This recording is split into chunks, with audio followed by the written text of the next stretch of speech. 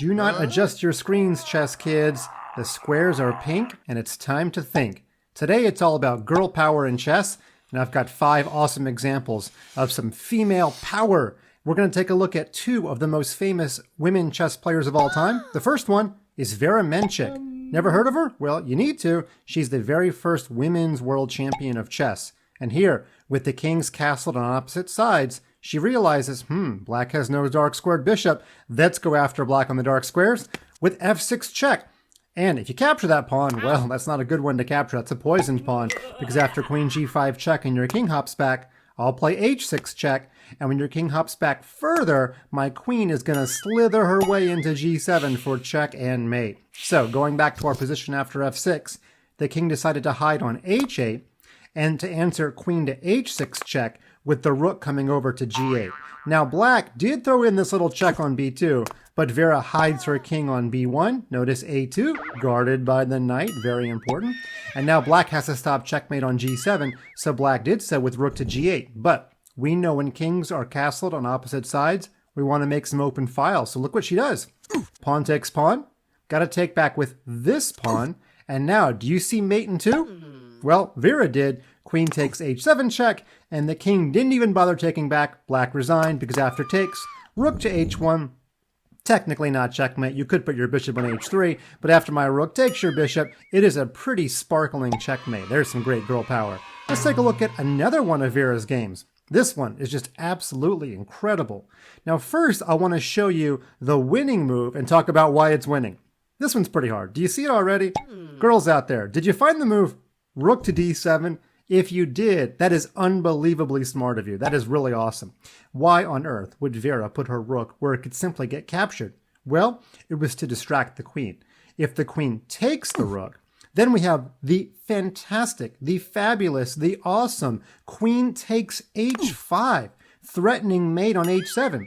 And the only real way to stop it, oh, by the way, you also have mate on h8, right? The only real way to stop everything would be to capture the queen, but that opens up a diagonal for our bishop, and our bishop comes into h7 with a fantastic checkmate with 3 minor pieces.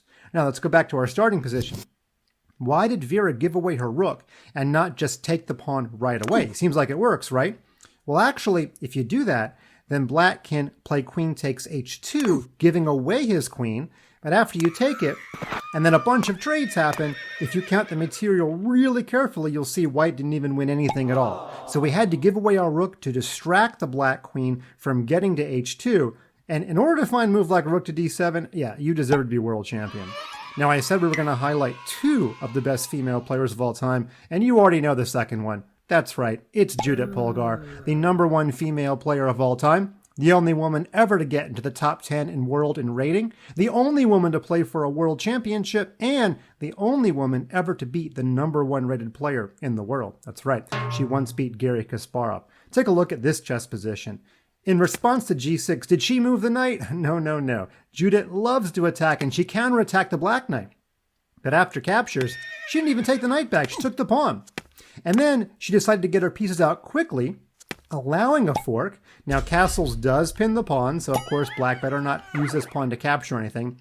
But when black breaks the pin, she saves her bishop, and look at this. She sacrificed 2 pieces out of the opening just to get her bishops in the game, to get her king castled, and watch how she continues the attack. Bishop g7. Does she want the knight? No, she's going for quick development. Let's put the rook on the soon-to-be open file. There we go. We capture 1 piece back. We get the open file on the king, and look at this. She plays queen to e3 with an amazing idea. Rook to d7. Yeah, we just saw her going to d7 in the previous game. But her idea is if she captures the knight and the rook gets captured back, she will weaken the e5 square, and bishop takes e5 will be completely deadly. So black gets the king off of the g file. That way the bishop's not pinned anymore. But here comes more material. f4. Queen b6, queen g3, threatening mate. And after the queen goes to h6, we have another rook deflection. Can you see this one? It's rook to d6. She's already offered 2 minor pieces. Now she's offering a rook. And of course, if you take this rook, very bad things will happen. In fact, you'll just get mated right away. We don't have a chance to see the entire finish of the game, but I think you can tell by the flow that white went on to win this one. Let's take a look at 2 more of Judit's best. In this position, it would help a little bit if you've ever seen the fried liver attack. This is not exactly the fried liver, but it's a pretty close idea. She starts the attack with knight takes f7. And after the king takes, this bishop is suddenly pinned. That allows her to play queen f3 check, putting pressure on the pinned piece. Now, if the king goes backward, Judit wins her material back with an incredibly strong pin on the light square. She's going to end up winning even more material on this long diagonal. So, black felt compelled to move the king forward, but then she slithers her queen in closer and plays e6 with a dual threat, discovered attack on the bishop, and also queen f7. It's not mate, but it's pretty bad news. So black decided to capture the pawn, but that opens up the e file, and as she does in all of her games, she adds more pieces to the attack. Makes a quick trade, and now we've got two minor pieces begging to join the party. Knight to e4, they both come into the game in one move. It's a 2-for-1 special. The knight threatens the queen, and the bishop prepares to come to g5. And here's how the game finishes. Bishop g5 check, the king slid over, but now knight to c5 check, discovered attack on the queen. The bishop captured the knight, but do we want the queen? No, we want the king. Queen to f7 check, and after king to d6, she still didn't take the queen. She played bishop to e7, and black decided to resign because if the king comes forward, we're still not going to take the queen. We have mate in 2. Do you see it? All right, girls, queen to f3 check was the right answer. And when the king keeps on walking, we actually get the very fun checkmate with a pawn. One more from Judit, and our girl power day will be successful. This is my most favorite Judit tactic of all time. She starts out in this very crazy position with a queen sacrifice. Okay, it's only a temporary sacrifice, because if you capture, I get my queen right back with a fork, and when your king slides over and I capture, you can't take my knight because Mr. Bishop is waiting to take the rook. So she ends up winning a pawn with a much better position. Let's go back to the starting position after queen takes g5. White responds with knight to a5. Uh-oh. Now, if we lose our bishop, we lose all of the tactics that we need on this diagonal. White's pawn will not be pinned anymore. So it looks like kind of like panic time, but Judit has it all worked out. And she played, well, I hope we got a little drum roll. Can we get a drum roll here? Knight to e3. She doesn't save anything. Her queen's in danger. Her bishop's in danger. She even puts her knight where it can be captured. Let's take a look at the point.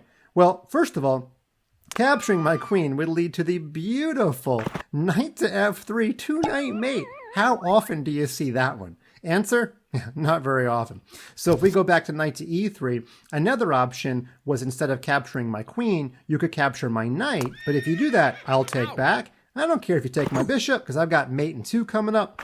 Knight f3, unless you want to give away your queen, your king has to slide over, and then queen to d2 mate. Boy, if you want to become a better attacker in chess, boy or girl, you might want to study the games of Judit Polgar. There's some girl power in chess. We've got the pink squares. I hope I made you think. Sit back and enjoy. Try to play like a girl.